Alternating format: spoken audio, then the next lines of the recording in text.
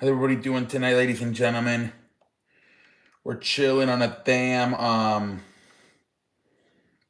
the fuck is happening right now? All right, ladies and gentlemen, let's get this shit started here tonight on a damn fucking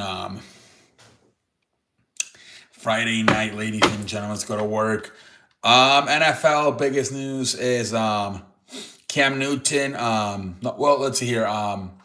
TJ Watt, man, he got a fucking he was getting like something happened, like an injection or something at the team facility, and I guess the medical staff messed up and accidentally punctured his lung. He had to get surgery. He got surgery, I believe, yesterday, and he's out of the hospital. Speedy recovery to TJ Watt. Wishing a speedy recovery, man. He's not going to be able to play this week, but man, Jesus Christ. This happened years ago with the Chargers player. Now it happens to TJ Watt, man. Speedy recovery. Hopefully, he does not miss a lot of time to TJ Watt going forward, man. Holy free holies. Next one is Cam Newton complaining about he not getting the call instead of Philip Rivers. And a lot of people are saying, well, Cam Newton, I think his final 5 stars he lost, he did terrible. Where Philip Rivers, I think his final season went 11-5. So, well, I think mobile quarterbacks, man, it's like in the NBA, right? Like once you don't have the guys like Westbrook and all these guys, John Wall, once they lose the athleticism, they can't do much. Um, that's why I think Giannis is trying to maybe move out of Milwaukee, because he's realizing, hey, in a few years I don't have the athleticism and speed. I'm not going to be able to do much. So I think that's what happens to a lot of these running quarterbacks. Man, it's happening? Low key, Lamar Jackson is losing a little bit of speed this year. Um, but yeah, man, where Philip Rivers, man, the guy's 45 years old. He's like 250 pounds, but he's always been a statue, man. It don't really matter. Where I mean, I think the best out of Newton was when he would ran over players. He doesn't have that anymore, man. He's doesn't have the spin athleticism he once did to do that. Where Philip Rivers, even though he's older, you can still it's easier to just stand there and throw a few passes, man. But yeah, Cam Newton not happy with not receiving the call instead of Philip Rivers. What else? Then we can talk some basketball, man. Victor Wembanyama will be playing tomorrow. Thank God, kind of save up a little bit the Final Four in the instant tournament. So Victor Wembanyama will be playing tomorrow in the Final Four, where the San Antonio play the Thunder. So we'll see if actually the game can be somewhat close tomorrow, since Victor Wembanyama will be playing. We saw that fun game tonight, 127-120. Minnesota wins it, man.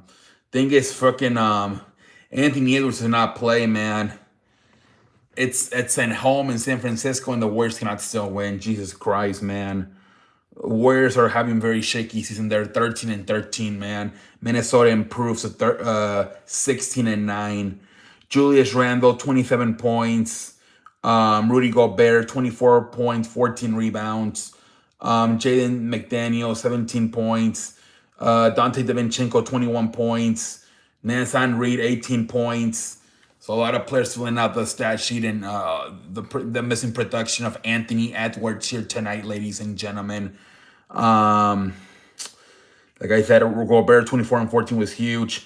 DiVincenzo 21 was huge. Nance Reed 18 off the bench, and then obviously Julius Randle did his thing for the Warriors, man. Steph Curry 39 points, he led the way. But after that, really nobody else. I mean, Jimmy had 15.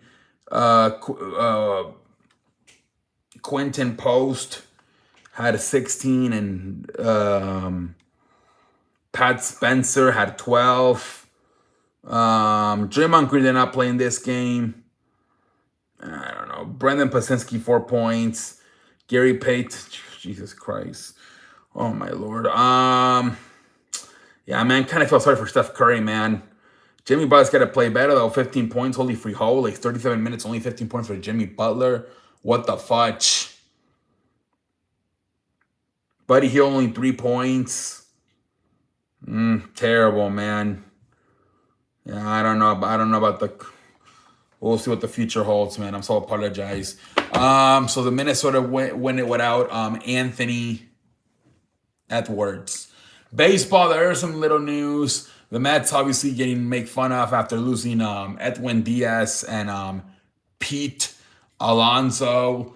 Now it is rumored they're on talks with both the Tigers and the White Sox for Tyrick Skubal, the pitcher, and the outfielder Luis Roberts. We'll see how much this is maybe just trying to get some talk to actually make it seem like they're doing something or they're actually seriously going after these guys. We'll see what happens. But the Mets kind of pretty much got stolen both of their closer and their first baseman in the last few days by the Dodgers and the Baltimore.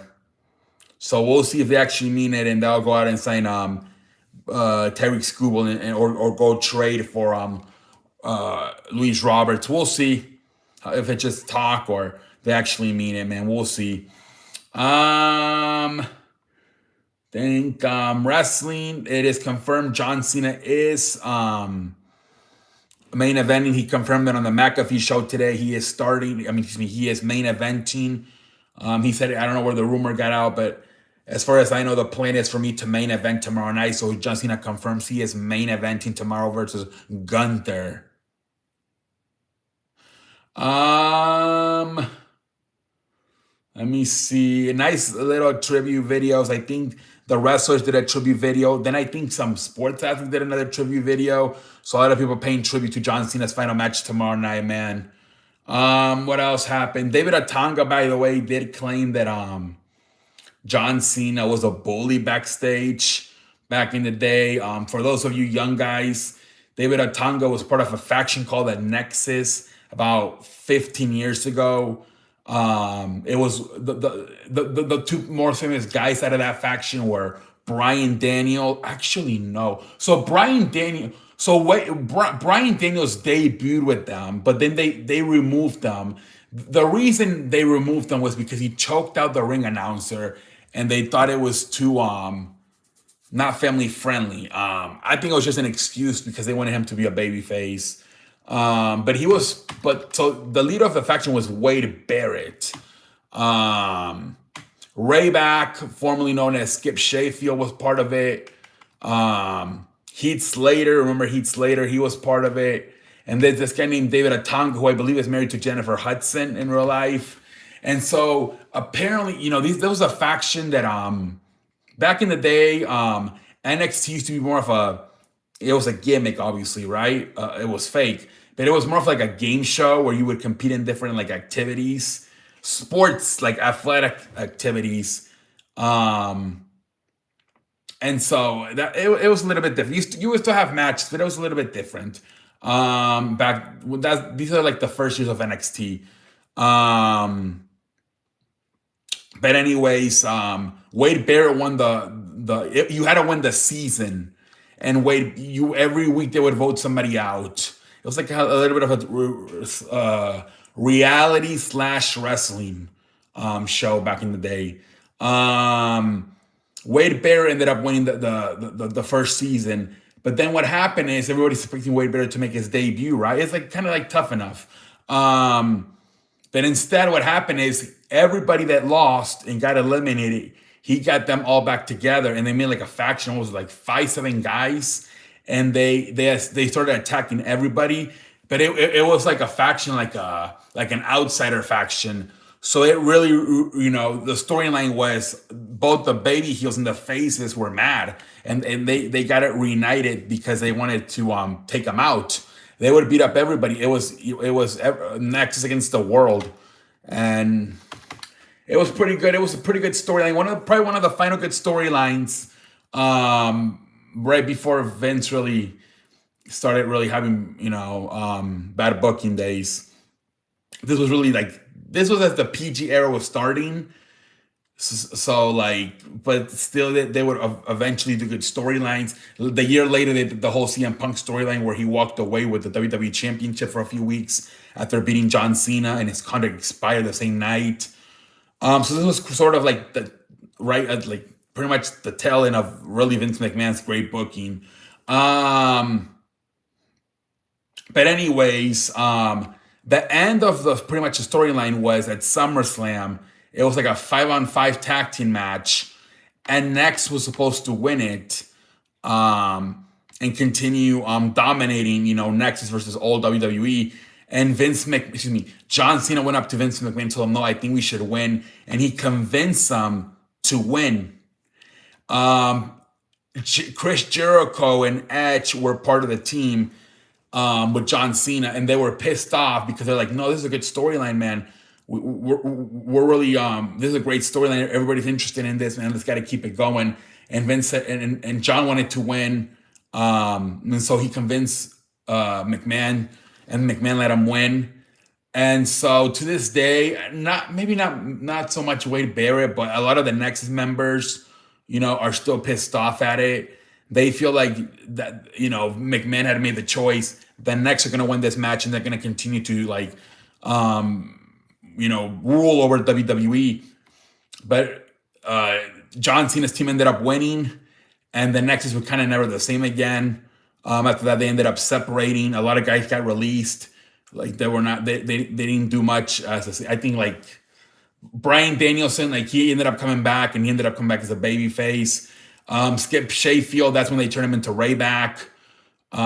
Wade Barrett, I think he was like I think the highest he got like Intercontinental Champion. But a lot of those guys kind of ended up failing after the Nexus got split apart. So I think a lot of these guys are still bitter, and that's why David Otunga is calling him a bully. I think he's just pissed still that that they were supposed to win that match, and John Cena convinced McMahon to instead switch and have John Cena and his team win it. I think that's what it's all about. I think Booker T even said, "Be a man, David Otunga. You look like you're a grown ass man, and you're talking about somebody else bullying you. Like, be a man." So yeah, man. I think what else is there? I think that's it, pretty much. I think that's pretty much it, ladies and gentlemen. Honestly, in the world of sports. But yeah, man, we're gonna call it a night. I don't think I can. Yeah, we talked about everything we need to talk about here tonight on a Friday night, ladies and gentlemen. All right, so I will be back tomorrow. We'll talk about John Cena's final match. We'll see how this shit goes. Hopefully it's a good show tomorrow, man. Supposedly they're gonna change the Saturday night's main event, and they're gonna make it more modern. The last few shows they've been doing a lot of throwbacks like to the 90s, but apparently it's gonna be a lot more modern. So we'll see. We'll see, man. But anyways, hala. I'm out like have a good night, everybody.